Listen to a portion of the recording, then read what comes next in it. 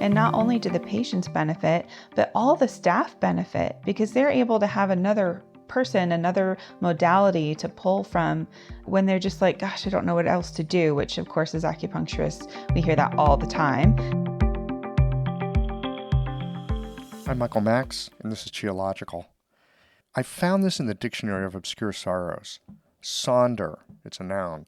The realization that each random passerby is living a life as vivid and complex as your own, populated with their own ambitions, friends, routines, worries, and inherited craziness. An epic story that continues invisibly around you like an anthill sprawling deep underground, with elaborate passageways to thousands of other lives that you'll never know existed, in which you might appear only once as an extra sipping coffee in the background, as a blur of traffic passing by on the highway, as a lighted window at dusk. Medicine is a strange livelihood. We spend a precious few moments with our patients. In the slipstream of our patients' lives, we are but one of countless moments. Hopefully, it's an encounter that brings with it a positive impact. Hopefully, it's at least as memorable as a good meal. It can be hard to know the influence we have compared to the politics of the workplace, the demands of family life, the constant human enterprise of sorting, comparing, and judging our experience. As humans, we are constantly looking to create a sense of meaning out of the puzzle pieces of our lives. Sometimes I'm not sure it's fair to ask a few pins to shift the orbit of someone's life.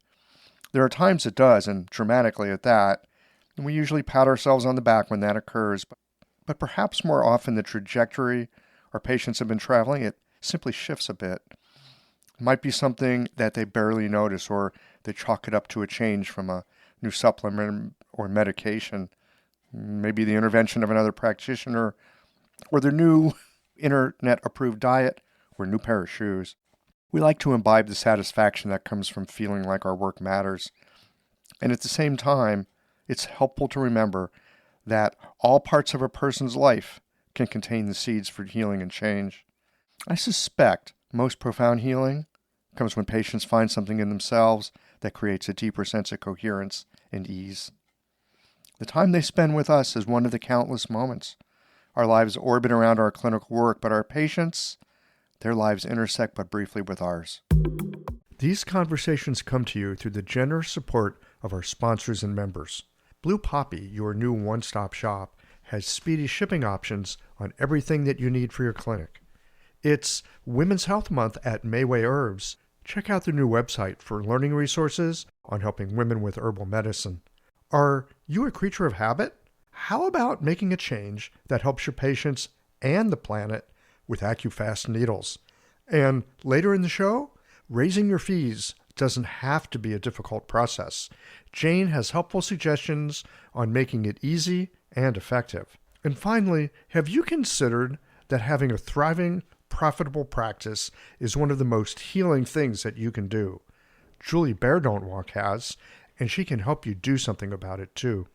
Do be sure to visit the sponsors page on the Geological website to take advantage of all the special offers our terrific sponsors have for listeners of the podcast. Picture this. Your clinic is buzzing with patients, and then you realize that you're down to your last box of needles. No need for panic, because Blue Poppy, your one-stop shop for all your acupuncture needs, they ship orders received before 3 p.m. on the same day. With a quick visit to Blue Poppy's website, you can order premium needles, herbal formulas, and that special Dr. Bob's oil that your patients love. Blue Poppy understands practitioners can't keep patients waiting. That's why they strive to get you what you need when you need it. From high-quality Chinese herbs and formulations to acupuncture supplies and clinical essentials, Blue Poppy has served practitioners for nearly 40 years with products that meet the highest of standards. Discover everything Blue Poppy has to offer by visiting www.bluepoppy.com, and don't forget to subscribe to their mailing list for exclusive offers and more. Hi folks, I'm Yvonne Lau, president of Mayway Herbs. May is Women's Health Month, and as a women-owned and women-run business, we especially love how Chinese medicine can support wellness through every stage of a woman's life. So in this month's newsletter and podcast, we're covering topics like PMS, pregnancy, menopause, and osteoporosis. We'll share expert insights and effective treatment strategies you can put to good use in your clinic. Our Plumflower brand line includes herbal tea pills, tablets, extract granules, and organic herbs, all of which you can find on Mayway.com, and where you can also find articles, videos, and other resources to support your practice. Since 1969, Mayway has been a trusted source for high-quality herbal products. In these challenging times, please know that we remain committed to keeping our products accessible and affordable so you can take care of yourself and your patients. As always, thank you for supporting Real Chinese Medicine. Daily habits and routines feel comforting, familiar, easy, automatic. That's the power of repetition. You've worked out the kinks and can do it with your eyes closed. But what if you shook things up? What if you ditched the old routine and tried something new? Hi, I'm John Sten. I've practiced acupuncture for over 30 years, and together with my wife Kelly, we created the world's first eco-friendly acupuncture needle. The AcuFast earth-friendly needle system cuts your packaging waste by 60 to 90%, depending upon your needle type, speeds up your needling, gives you more control, and best of all, while you're healing patients, we plant a tree for every 2 boxes your clinic uses. Thousands of acupuncturists have already made the switch. In just the last year, they've helped plant over 16,000 trees. Since we started, that number has grown to over 50,000. So break the routine. Be the change. Visit AcuFastNeedles.com. Your patients and the planet will thank you. Robyn Curtis, welcome to Geological. Thank you. Thank you for having me. I'm delighted to have you. I got an introduction to you from a friend of mine who's been on the podcast before, Stacy Wickham. And she said, "Oh, you need to talk to Robyn." I said, "Great. What should I talk to Robyn about?" And she said, "Hospice work." And I thought, oh, yeah. It seems like such a perfect combination for the work we do. And yet I don't hear about that many people doing hospice work with acupuncture. Yes. Many people contact me and ask how they can get into hospice work with acupuncture. There are many people who want to. The hardest part at this point is having funding and having sort of integration with allopathic medicine and having them be open-minded enough to allow us to be part of their patient group. So it is amazing. It is an incredible combination to have acupuncture completely, integrated with a care team at end of life. It's a privilege. It's been a wild past nearly 7 years I've worked for this hospice.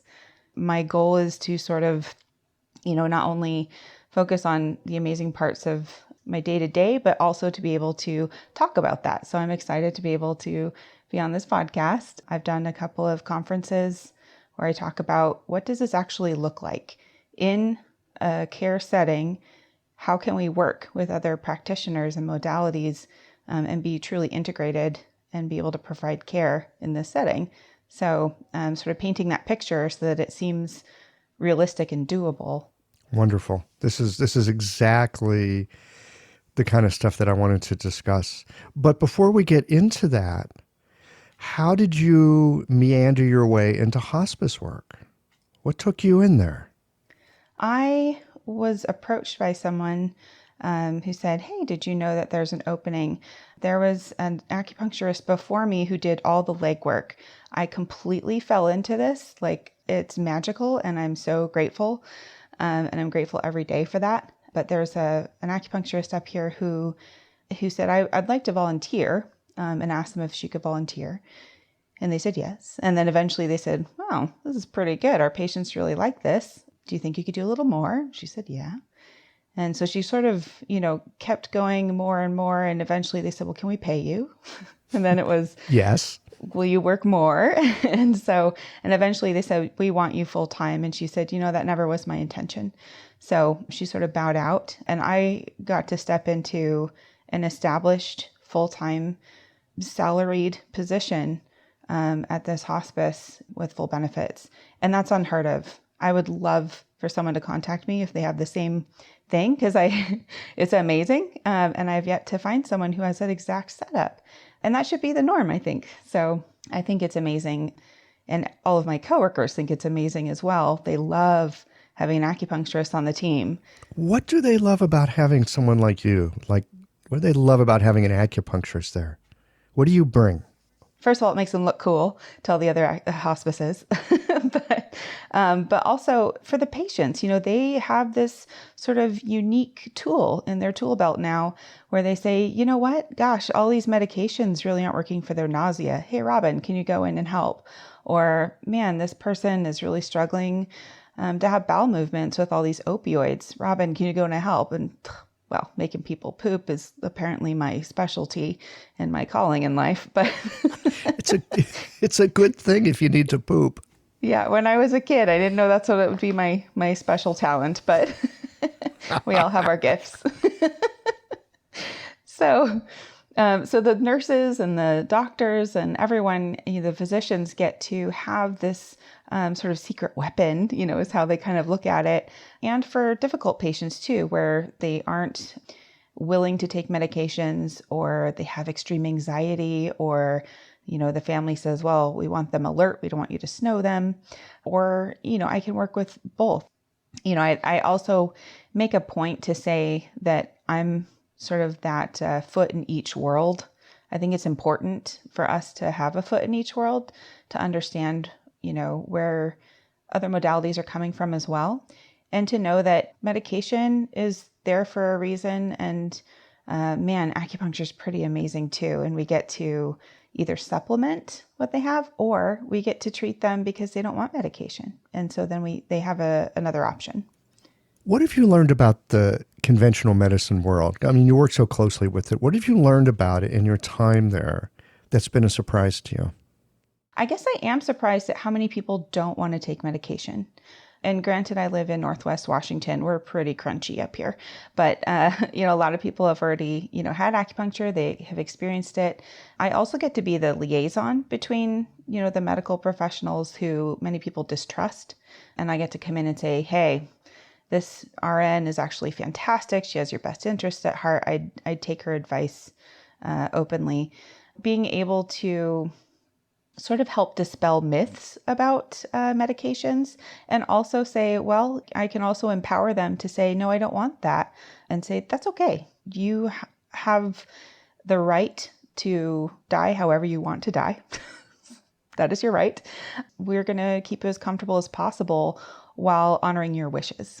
And that's what's pretty amazing with this team I work with is that we really try to, you have to think about, this is what I think is best for the patient. Man, I can't believe how many times, I can't believe because that's how it is everywhere, but how many people don't want to necessarily go with what we think would be the best. Everyone's got their own idea, right? Absolutely. And that's their right. So we just have to meet them where they are. Having acupuncture is a pretty great thing for them to be able to pull as well and say, Robyn, this person, they need this, this, and this. They aren't willing to do it. And I'll say, well, let me work with them. And, let's see what we can do while still honoring those requests. It's really wonderful that you've got this toolbox of things that allows people to live their dying in the way that they would like to. Yeah. And studies have shown that the majority of people would prefer to die at home surrounded by family. That is the ultimate, we don't want to die in a crisis in a hospital or something. We'd prefer to be surrounded by loved ones and to be comfortable in a setting that we feel relaxed in. That's what's probably the most amazing is we really get to say, what is it that will make you happy? And we will bend over backwards to achieve those goals for you. Yeah. Wonderful. So you walked into this job.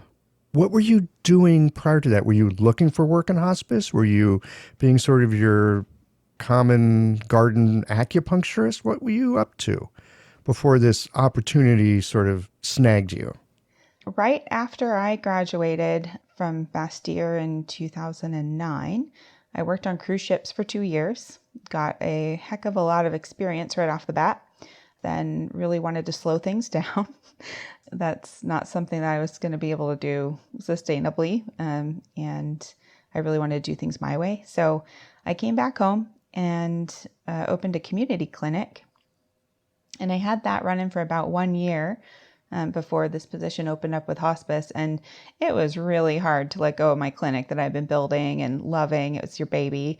But I just kind of knew that hospice was my dream job. And I was thrilled to be able to go into it. And I have not looked back since. It's been a great ride. You had interest in hospice and death and dying prior to working in your community clinic and building that?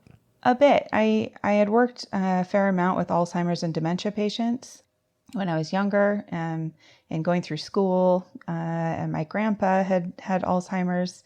Being able to work with elderly has always been fun for me. We all have our strengths, and I know that, for example, I have 0 patience for children. So, people look at me and say, "Oh, hospice," and they have this sort of pitiful look on their face, and I say, "No. Like, that's how I go, like, oh, you're a teacher. Good for you. Like, I couldn't do that." We need people like you. But with hospice, it's we cry all the time. Like, that's okay. My boss, when I first started, said, "If you stop crying is when it's time to look for a new job." I said, good, because man, I'm a crier. So being able to be present with people sometimes is really sad, or the families, and it's okay to feel that. It's okay to feel the feels. And equally, I laugh all the time. There's so much humor in people all the time. I mean, just incredibly amazing families. We get to see really horrible and sad things, but we also get to see the best in humanity, and we get to see the most beautiful things and people coming together and helping. And it's not always family. Sometimes it's friends. You get the whole spectrum. There's some really hard stuff and some stuff that makes it completely worth it. Whole spectrum really describes it. I've not worked in a hospice. I've been present, around the passing of certain family members. It seems like there's this great door, this great gate that opens up. It's palpable. And as far as the emotional system is concerned, I'm just speaking for myself, it's like it's been turned on and amped up. It's like way higher. The highs are higher, the lows are lower. Everything is brought into what was flat now has an incredible relief and topography. Mm-hmm. Yeah. It's a great way of looking at it. Yeah. There's a lot going on when you walk in a patient's room. I can see how that can be nourishing, but I can see how that could also be depleting. How do you keep yourself sort of together, body, mind, and soul, as you go through these days? Sometimes I need to just, I'm in my car a lot because I'm going to people's homes, which in itself is a beautiful and amazing thing. We have people come into the office. We're used to that, and you get what they tell you about themselves. When you go into their home, you see everything. They can't hide anything. You really see a huge picture of who they are. And that's pretty amazing. So I'm going to people's homes, and in between stops, I either will, play music or listen to a podcast or have an audiobook going. And sometimes I just shut it off and I have some silence, and I just need to pause, and just my car is sort of my little, my little hideaway, I guess. That's my safe place. I can go and just take a few minutes. I'm so grateful, actually, to be able to do that. I'm not just running from one room to the next. I have a built-in pause button in between each patient, and that, I think, makes a huge difference for me. Yeah. I can see how that would be helpful, and to have some space between each one, and just a whole change of view and venue. Coming back to how you make a hospice work, it sounds like you know a lot at this point about what's involved, how we work in an integrative setting, that there needs to be funding. I mean, there's all kinds of aspects that I suspect you are quite aware of, that, a person running a regular acupuncture office or a community clinic, we would have no idea, because we don't really interface with other systems. We're just kind of doing our own thing. It's a different setup. I do have to do things like attend what we call IDG or interdisciplinary group meetings. Those take up a lot of time, but you go through all the patients and just kind of, what do they need? What's changing? The social worker's there, the nurses are there, the director is there, the physician is there, bereavement is there. I mean, you have everyone there and we all sort of give our input. That's huge. And I think that, for those that are able to work for hospice, I'd say almost every single person I've spoken to has been a contracted position and usually part-time, and they aren't invited to those meetings. And that I think is crucial because we're able to see each other as equals. I will say that, from the start, I have made it very clear that I want to be part of the team. I will not step on toes and they don't step on mine. All of my referrals come from the nurse or the social worker or someone saying, hey, we have acupuncture. Would you like that? And the patient says, oh, yeah. Sometimes they have to talk them into it a little, but I try and win them over quickly. So I am given a referral by the team members. So obviously their role is crucial in that they're the gatekeeper. We have mutual respect for each other. I treat my coworkers. They are very respectful of what I do. And I always, make sure they know they can call me and ask questions. And then I'm also respectful of what they do. And maybe someone's on a huge amount of medication and in quote unquote, the real world, we might be like, oof, that's a lot of medication. Or the patient will say, that's a lot of medication. I don't want to get addicted. And, in my mind, I'm thinking, well, you have probably 2 weeks left to live. What's going to keep you comfortable? And what do we need to work on to, make sure that you are comfortable? And sometimes saying, you know what, you're in a lot of pain or you're struggling breathing. Maybe a little bit of this medication would be okay. And sort of working hand in hand with that. So it's a give and take, and it's a relationship, I think, with the coworkers so that they feel that I am part of the team. And I truly feel like I'm part of the team. And that is, I think, different than most integrative settings. This episode is brought to you by Jane, the clinic management software that honestly just makes running a practice easier. Let's dive into something that's never easy, but sometimes necessary. Raising your fees. It can feel awkward, right? But here's a tip that can really help. Consider offering flexibility to your patients as you introduce the change. When patients face new fees, it's natural for them to feel uncertain or concerned. That's where flexibility can really make a difference. Offering options like a phased increase, suggesting a payment plan, or even taking a moment to talk things through can help to ease the transition. These thoughtful gestures show your patients that you're listening and care about them, which strengthens the trust you've worked so hard to build. If you're looking for more ideas on how to navigate these kinds of changes, head to frontdesk.jane.app and check out the article, How to Tell Clients You're Raising Your Fees. One last thing, if you're ready to give Jane a try, you can use the code CHIALOGICAL for a 1-month grace period on your new Jane account. So I don't work in an integrative setting. I just have my own private clinic. If I'm following you here, a lot of acupuncturists in integrative settings are kind of on the outside. They're not completely in with the group. They just come in and kind of do a thing, but they're still kind of separate and not equal. And you're like completely in it. I am up to my elbows in it. So what I do think is the difference in being able to do that is reimbursement. So hopefully coming down the pike is being able to be reimbursed by Medicare or Medicaid. There are some, little fingers of hope in various subsections of Medicare or Medicaid, and I am not fully up on that. I break out in hives when we talk insurance. So hospice is very much dependent on Medicare and Medicaid. I happen to work for a nonprofit hospice. It used to be that they were all nonprofit, and now the tables have turned and we're getting more for-profit hospices. That's interesting. Yeah. It's a big business. It can be a good business, but one hopes that they do it well and do it right.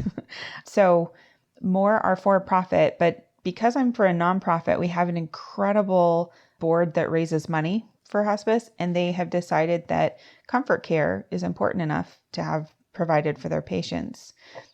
So that's where I came in. They actually decided to completely fund my position from their foundation. Do you know what it was that they were cottoning to about acupuncture that made them say, we're going to fully fund this thing? I think it was the acupuncturist who was there before me, who I would love to say her name, but I'm not sure if she wants me to or not, so I just won't. But she, really worked hard to show, just by doing, how well this works. So she demonstrated the value of acupuncture. Absolutely. People really noticed it. Absolutely. Yep. And they said, this is indispensable. We'd like more of it. So that's when they said, all right, full-time position, let's do it. Yeah. Yeah. Are you involved in helping other hospices? Do people reach out to you in terms of figuring out how to create programs or get funding or build these kinds of services into their integrative systems? Yeah, I do have people reach out and, I answer the questions the best I can. I wish I could say that I did all the legwork in building this program, and I just sort of stepped into it. It will be easier once Medicare and Medicaid will reimburse for us. That is key. It's why I think they're holding back on, even like my local hospital and things like that, because where's the money going to come from? Who's going to say that is worthy, if you will. So I'm trying really hard to just sort of be the example and prove my worth, if you will. I talk to just about anyone who will listen around me and, about how well that acupuncture has been working in the hospice setting. I spoke at the Washington State Hospice and Palliative Care Conference this past fall. And this coming November, I'll be speaking at the National Hospice and Palliative Care Conference. And I'm pretty stoked about that, a little nervous. I wanted to be able to, really share all of this. There is an acupuncturist hospice group led by Tori Black, and you can actually be certified in that. We've sort of chatted a little bit as well. And she's like, yes, go talk about it to these other hospice groups from around the nation and say, aren't you jealous? Maybe you could have acupuncture too. First of all, I talked to Tori Black some years ago on a previous podcast I had, Everyday Acupuncture podcast. We talked some about hospice work. She's been very instrumental in a lot of it here in the United States. And I hear you say, well, you didn't create this. You were just lucky you fell into it. I get it. That's true. And it sounds like still you understand more than a small amount of what it takes to make something like this work. It sounds like you've got some clarity on what the pieces are. So a main piece is the funding and where that's coming from. You happen to work for a nonprofit. They do a good job of raising money. Is that usually from donations, or where they get their money? Can you talk about that? Donations, various fundraisers. Our hospice foundation is pretty big. They're pretty involved. They raise a huge amount of money, and they're amazing. I don't know. Our community is exceptionally phenomenal. I'd like to just say that they, raise a huge amount of money, and we have so many volunteers. And a big part of hospice is that they are required by, I guess, Medicare or Medicaid to have a certain number of volunteer hours. I want to say it's like 10% or something like that. And I think our hospice has 25% of hours provided to patients are volunteer. What do you think makes your particular hospice so good at raising money? I mean, I suspect that there's other, or maybe you also could look at some of the super profitable for-profits as well. Is there something that these groups are doing that really connects with people so that they've got funds to do this work? The hospice board is it's made up of community members who volunteer their time to put on events and things like that. And I'd say that I'm not super involved in the board part of it. A lot of that, honestly, that's a tough question, is that we have a really pretty tight community. There are some long-standing locals that just, I joke with people, if we talk long enough, we're probably cousins. It's really, before you go on a date with anyone, you make sure of your lineage. So we have a pretty tight community. And I think that's a big part of it. It's pretty much everyone knows someone who has been on our hospice service.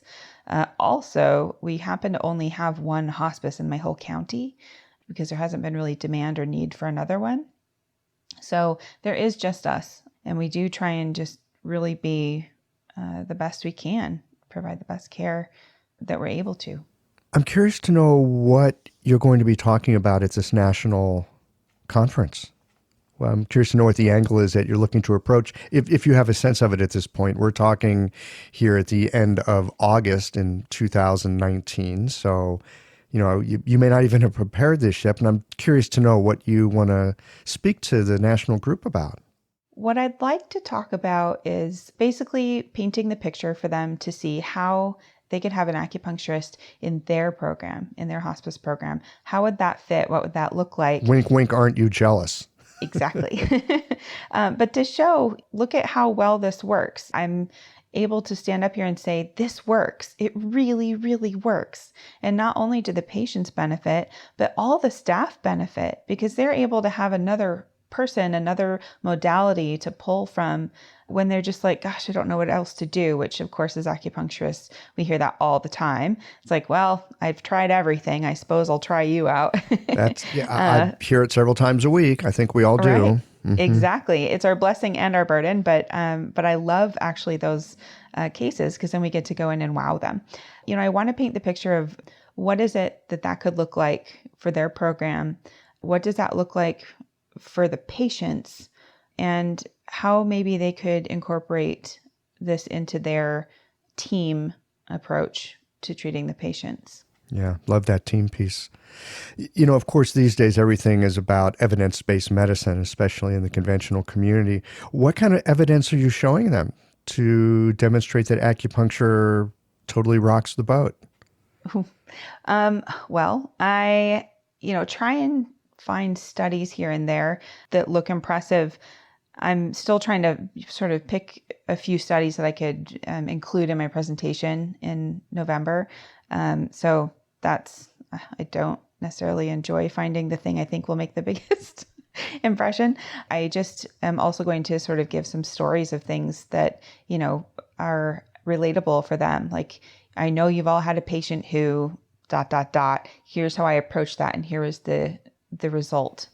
So you can tell them wonderful stories about how acupuncture is helpful where other things haven't been so useful. Absolutely. So many things. Like one of the things that we deal with a lot on hospice, of course, is herpes zoster. So many shingles cases, and Western medicine isn't great at that. So, here's how I can help with that post-traumatic neuralgia that you've had, for the past 8 months, and then after one visit, they're like, pain's gone. And the medical director's left scratching their head and says, that's amazing. It is amazing. And I love hearing you say the medical director gets left scratching their head. I suspect you saw this in your community clinic. I think the listeners have probably had this. You do something that is supposedly, I'm using air quotes here, impossible. And the patient goes back to their regular doctor and says, my XYZ is gone. And instead of going like, seriously, what? Tell me, I want to learn about this. They just go, Right. I will say that again, I'm super grateful that I get to work with the physicians that I do who are very open-minded and very much, they want studies, they want this, and they are so open-minded about acupuncture, and they just completely refer all the time and are very grateful that there's an acupuncturist in the team. So I work with incredible physicians too. So that helps. Is it honest to say that when these physicians that you're working with see things that it doesn't make sense. I can't understand how or why this would be better, but I see that it is. Rather than trying to understand it, they recognize it and they go, wow, that works. And let me give you some more difficult cases. Yeah. Is that kind of how it works? Yeah. I mean, sometimes they do ask, a little more about it, or they'll, send me an article and say, what do you think about this? I read this, or I heard this, and what do you think about that? And I appreciate them being able to be open enough to ask questions and really sit back and learn. They want to hear what I have to say. And I know that isn't always the case. I wish it were more of the case, but it is important. So, yeah. I want to shift this just a little bit. I'd love talking about, sort of the framework that you're working within, but I'm also curious to know what you're doing when you're in there, when you're doing the work. Are there any particular methods that you use? Are there any particular approaches that you tend to lean on in the work that you do? Mm-hmm. It was a steep learning curve, if you will. I didn't know where to look or what to learn when I first got this job, and I just sort of winged it. There are a few different things that, sometimes I work with the homeless community on a project every once in a while, and I'm reminded how different it is to work on someone who's pretty vital and healthy in general versus someone at end of life. And that's not to say that sometimes I don't have very vital patients who maybe live a couple years, but there is a bit of a different approach. I will often try and think, less is more. I'm not trying to overwhelm their body with 30 needle treatments or something. I also, we have our things that we are trained and, do an hour-long interview or whatever. Well, someone at end of life is not going to have the energy to talk with you for a whole hour oftentimes. So I need to make it brief, succinct, to the point. I walk in and say, hi, nice to meet you. We chat for a minute and I say, what are we going to work on today? And they might give me a whole slew of things, or they might say, I don't know. What are you supposed to do with me?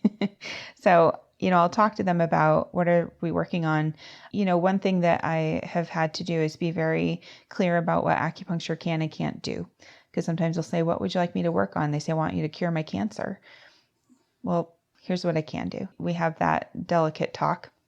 And also as an acupuncturist, sort of working with the concept of this patient is not going to get better. They're going to continue to decline no matter what I do.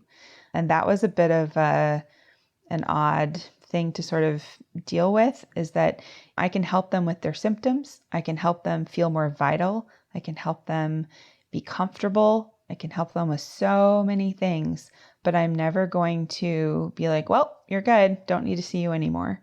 I will see the end result of this person's life, despite or because of my efforts, that I'm really working on putting out fires and just making them comfortable. And there's something to be said too. A lot of hospice workers will say someone is in pain or they've had a rough life and they're really struggling and they're, having maybe terminal agitation, or they're just sort of fighting this tooth and nail. One of the things that the physicians say is once you get someone comfortable, often is when they will finally let go and they will finally die because they're able to relax.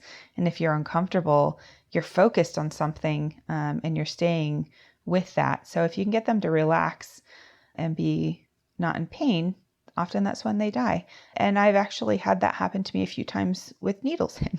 So wow. Yeah. And just as an aside, because I think it's beautiful and amazing, I have experienced this more than once where I happen to be working on the person and something changes and I take a step back and I've gone and held their feet. I don't know why. Someone had told me, a Buddhist nun who I'd worked on from Tibet, she said, my soul will leave through the top of my head, so be sure to needle there.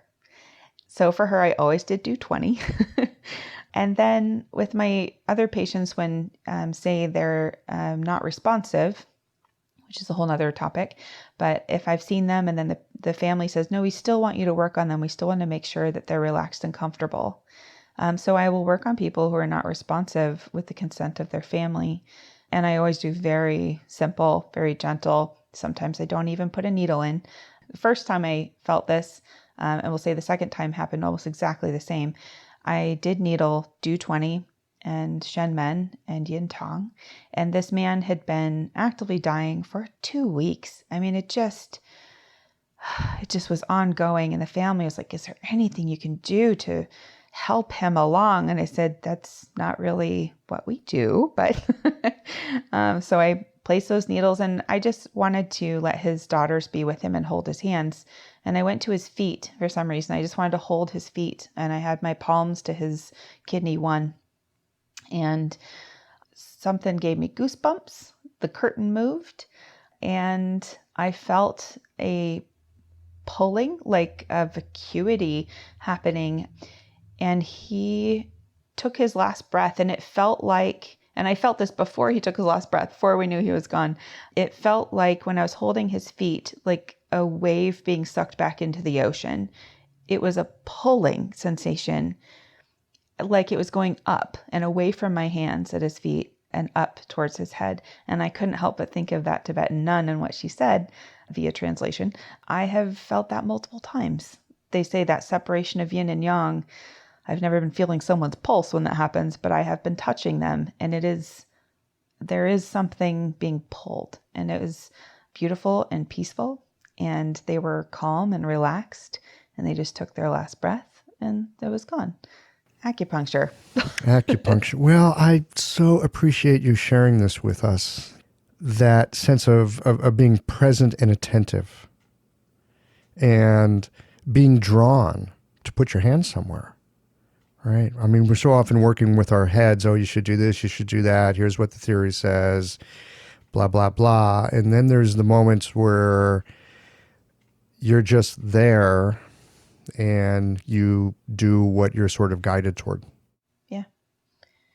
A lot of it is quite simple, what I do. Sometimes I leave thinking, did I do much for this person?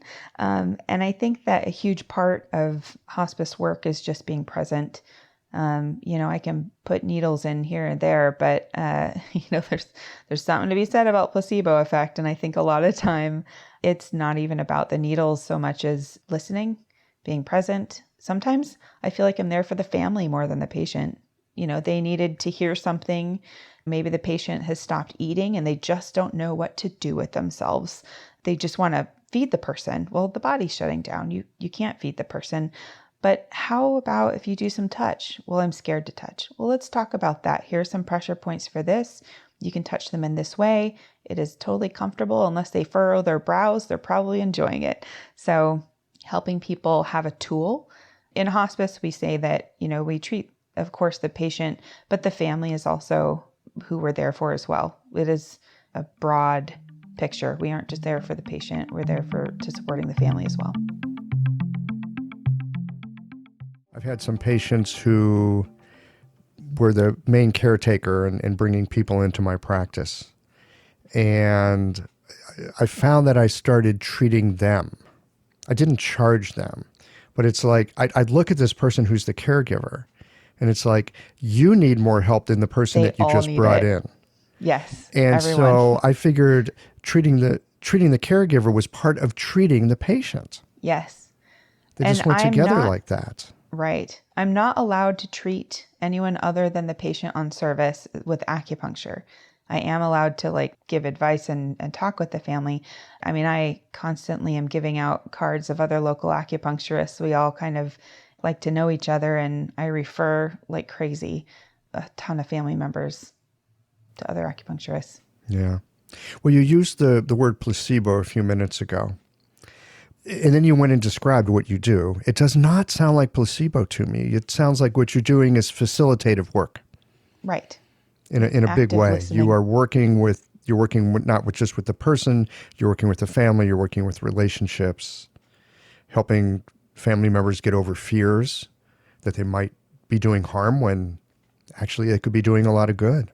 Absolutely. Yeah. The family members are such an integral part of, what the patient is going through, and vice versa. And, sometimes they get sort of left in the dust. It's really important to pay attention to them as well. Yeah. You were also talking about how regardless of what you do, We know that the end result is that these people that you're working with will be passing soon. And it brings up for me how so often we think we are in the business of fixing people. Medicine kind of makes this promise that we're going to fix something. We're going to make something better. We're going to take something away that you don't want. We're going to give you something you don't have. And sometimes medicine is not about fixing. I mean, it seems like there's curing and then there's healing. Yes. And I always tell people, if someone says the word cure, run away, because we can't promise that to anyone. So just being able to make people feel heard and comfortable, along with the physical things and the pain that might come with the end of life, also is emotions. And we can't change someone's mind. We can't tell them what to feel, but we can try and help them process what they're feeling, and just work with that. And, I had one of the best lessons I ever had was when I first started working with hospice almost 7 years ago. And I had this curmudgeon-y old man, and man, I love a good curmudgeon, but they're so much fun. They're fun to sort of turn to. Yes, the I acupuncture side. understand. Yeah. Yeah. But I was being, super friendly and perky and peppy. And he said, "Robyn, no one likes a cheerleader." And I kind of went, oh, okay. And I realized I was being this little bubbly ray of sunshine. And how annoying is that? If you're angry or you're grieving, what in the world was I thinking? So being able to sort of take a step back and say, like, you know what, that was a huge lesson for me. Oh, that was man, what a big great moment. lesson. Yeah. What are some other things that you have learned about, I was going to say death, we can start with that, and life. But, life at the edge here. Life as it's transitioning away. What are some other things that you've learned from this experience of having this great fortune to be where you are and doing the work that you do? Some things that maybe you believe now or notice now that you didn't notice 5 years ago or didn't even believe 5 years ago. Sure. We have a saying in hospice that you die the way you lived. These really difficult, angry people often are going to be that amplified at the end of life, and vice versa. And sometimes you get an outlier where you're like, wow, didn't see that coming. I thought sweet little Ethel was going to continue to be sweet, but she got pretty feisty. I guess personality is kind of interesting. It's interesting to see how people decide to be at the end of life. Also with the people who love them, who is it that shows up? Is it family? Is it friends? Is it your neighbors? Seeing who it is that shows up in your life when things are really, truly tough and at the end. And sometimes the answer is surprising. I see that a lot, and I think about that a lot, about who it is that is going to be with you. Having a thriving, profitable practice is one of the most healing things you can do as a healthcare practitioner. Because a robust business is the ultimate expression of vital chi, and that's the heart of our medicine. I'm Julie Bairdontlock, and I help practitioners grow nourishing, profitable, authentic businesses that embody the generative cycle of Chinese medicine. This isn't about all yang all the time. It's about expanding your own internal capacity, growing collaborative relationships with your patients for ethical patient retention, and marketing as an extension of this medicine, not a necessary evil. You already know that everything is connected in your patients' lives and bodies. The same is true for your business. When we align your systems, your schedule, your pricing, and your offerings with you, we create flow, which means more spaciousness, more impact, and more joy. When you are in the flow, fully resourced in terms of chi, time, and money, your business becomes a source of healing, not just for your patients, but for you. Let's grow something rooted, radiant, and real. Visit lifeflowconsulting.com to learn more. Would you say it's more surprising than not surprising? I don't have kids and I don't plan to, Someone had said to me once, well, who's going to take care of you when you're old? And I said, that's not a good enough reason to have kids. Right. I mean, look at all the family relationships that have all kinds of trouble in them. It's like, yeah, those kids are going to show up for their parents? No. No, Right? Not happening. And they don't, and so I don't know if it's surprising or not, but it's just been interesting to witness, I guess. Mm-hmm. Yeah, I can think about some families and individuals that I've had the great privilege to be able to be involved with, toward the end of life. And it often is surprising to see who shows up and who's completely absent. Right. Yeah. And sometimes it's just that people can't deal. They just can't deal with it. They can't deal with seeing someone they love decline. It is sad. It's really hard, and I try and be forgiving with people. There's a lot of high emotion. People react differently in crisis, and people react differently when there's a lot of emotion going on. And there's definitely plenty of that. So, yeah. For those of us that maybe have an interest in doing this kind of work, again, you walked into a really sweet spot. It sounds like increasingly it's recognized that acupuncture is helpful in the hospice world. And your predecessor sounds like a bona fide bodhisattva to have gone into this situation and volunteer and build something out of what sounds like a desire to be of service. Go and show what you got, and oh my goodness, sometimes a job can arise. But for those who might want to be doing this work, have you got suggestions, ways to approach it, things to think about, or resources that they can connect to? I should have written down the correct acronym. I want to say it's NAHPCO. Whatever it is, later we can put it on the show notes page. Okay, great. And that's, Tori Black that we mentioned before has this, you can be hospice certified. It's not required to work in a hospice, but it might be helpful if you're approaching someone to say, hey, I've done a little bit of training in this. Demonstrate your interest and initiative. Mm-hmm. You'd probably want to reach out if you have any connection or contacts, use them. Otherwise, you're going to want to reach out to probably, well, if there's a director or office manager is a good place to start. They're going to at least have, info for you. As far as how to practice, one thing that I've learned is that you're not going to be able to access most of the body that you think you want to access. So I can't even tell you the last time I stuck a needle in someone's back. I mean, people are in a hospital bed or they have oxygen on. You're not going to be doing cupping because they're probably too fragile and bruise easily. You're not going to be doing moxa because they have oxygen going and COPD or, some breathing problems. You're probably not going to do gua sha. Tui na is going to be gentle.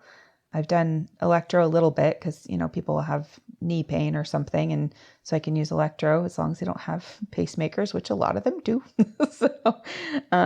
So just, the approach is different. And I will say that I've gotten creative in how you can treat things without accessing what you initially thought was going to be the best way to treat them. Give us an example.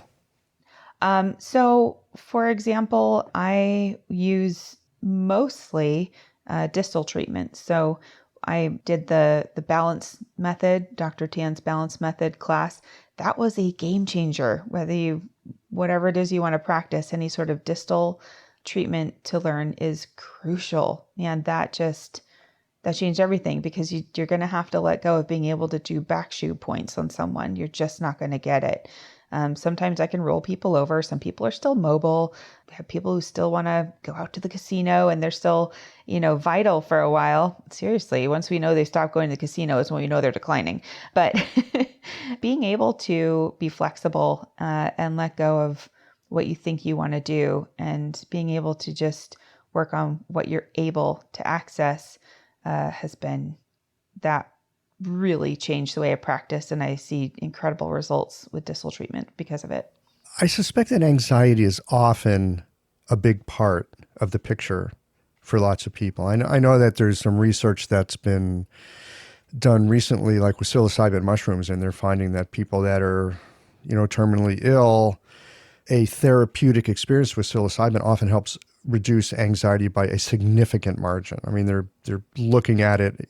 I see your eyes lighting up as you say this. Do you know much about this research that they've been doing, or do you know people that have been through this therapy? I do. So there have been a handful of patients who have done that actually with incredible experiences and results. Also, one of our social workers who is just fabulous is going down and doing that training down in Berkeley, I believe. And I want to say it's like a year or two training, but where she would be able to help facilitate those types of experiences for patients. And it's not quite mainstream enough to be able to do. And it's not not yet. No, it's still pretty quite, fringe. Mm-hmm. Right. But again, we're kind of on the fringe. We're pretty granola up here. So her being able to learn that and be involved in that has been pretty exciting. And she's, going to be trained in it and then be able to bring what is legally available to do as soon as it is. And we're all pretty stoked about that because the things coming out, the studies, and again, I've had a couple of patients do it, not necessarily legally, but, and not through hospice, just want to put that out there, but that they have done that with someone and the experience seems to be pretty phenomenal and profound. Yeah. In terms of using acupuncture to help with anxiety, I mean, we know that acupuncture has a profound impact on a person's emotional life. Any treatments in particular, any methods, ways that you go about helping people deal with anxiety, especially toward the end of life here? Sure. So yin, tong, and shen men, kidney points, ground them, tend to be my go-to. Sometimes Ren 17. Honestly, one of the hardest things that I work on is breathing issues. And I really struggle with that. So many COPD or pulmonary or asbestos or lung cancer, breathing issues. Man, those are really hard. And what is almost entirely 100% of the time linked with that is anxiety, because that's terrifying not to be able to breathe. So, working on anxiety as secondary to being able to help them breathe. So if you can help them breathe, their anxiety is going to go way down. Exactly. Yeah. Yep. And if their anxiety goes down, then the breathing's better. And it's just right. They go hand in hand. Do you have any treatments in particular that you like to use to help with the breathing issues? Of course, case by case, I'm always going to do some lung points, supporting lungs, supporting kidney, making sure that there's not a lot of fluid going on. That's another fun thing. We think, oh, you have edema. Let's do spleen 9 and stomach 40. And oh, wait, you're completely pitting edema swollen up to your groin. I'm not going to be needling these points that then will leak fluid for hours afterwards. So again, just trying to be creative, having to adjust if there's edema, if skin is intact even. I mean, right now I have a guy who has his entire right leg and part of his left foot amputated for gangrene. No distal points are going to be done there, so what can you do to help with his breathing? I can't do kidney points. I can't do, so it's really just this incredible trying to think on my feet and sometimes later going back and looking and saying, okay, next visit, what should I do different? Or are you up for a suggestion? Yes. Just something to noodle around on? Yes. Okay. So I've been recently studying the Sa'am acupuncture system. It's a Korean system. It also uses distal points, which is like super helpful. A lot of them are Jing wells and out toward the edges. I wouldn't say they're the funnest points in the toolbox, but they can be super effective. One of the ways to really help open up a person's chest and breathing is to tonify their pericardium channel on one side. So this is like a 5-element transfer. You would do liver 1, tonification. So when I say tonification and sedation, the needle goes with the channel for tonification and against the channel for sedation. So you would tonify liver 1. So it goes liver 1 in, along the channel. And then you tonify pericardium 9, not fun, but very helpful. And there you would be doing the thumb side of the middle finger. right there at the corner of the nail, because that way you can get the needle to have a direction. So again, follow the channel to tonify that, and then you disperse. You go against the channel on kidney 10, that turns off the water from the fire, and you go against the channel on pericardium 3. It's 4 needles, really helpful for anxiety in general, but it can have a very nice effect on opening up the breathing. Again, it's distal points, so that's kind of in your ballpark. A lot of people at this point have been poked and prodded, and either they say, I'm done, I don't want any needles, or they say, whatever, like it's just more needles. Sometimes they have neuropathy, and so they can't feel it anyway. So jing well them up. I always like the neuropathy patients where they go, I felt that. It's like, oh, yes, good. Exactly. We would call that improvement, wouldn't we? Yep. That's my favorite. That's great. Mm-hmm. Well, is there anything else that you would like to share with us before we wind this down for today? For those that are interested, reach out to your local hospice. They may be, this isn't even in their spectrum of, and it's something they'd want to take on. But I think that, especially in the next couple of years, hopefully we're going to have Medicare, Medicaid, be reimbursing us, which makes me stressed out even thinking about the charting that's going to have to happen with that. But it'll change everything as far as needing to, chart differently for me anyway. But reach out and, maybe be willing to be a volunteer. They're going to have to train you. You have to go through a little bit of hoopla to be a volunteer. But just get your foot in the door and be able to say, hey, I'd like to help. With the idea that, maybe this can catch on, and say, you have massage therapists. Almost every hospice has massage on the right on or their healing docket. touch. Absolutely. Mm-hmm. And just say, I think that this would be helpful for XYZ. Be sure to mention, and I'm going to tell you what the things are that they're going to be like, oh, really? You can help with that? Pain, of course. Nausea. Hiccups. Hiccups are a big one that are actually really difficult, that a lot of people have because of, liver issue or distension or, anyway. So hiccups are a big one. Constipation is probably, that one's just way up there because nearly everyone is on an opioid. And of course, we know what that does. Oh, and anxiety. So kind of do what your predecessor did. Show up, be helpful, demonstrate that you can do things that would be of service to those patients, and also go in with an attitude, and this is my personal opinion, which should never be confused with fact, but go in with an attitude of gratitude, that I would be grateful for the opportunity to show you how well this can work for both the patients and to support the rest of your team.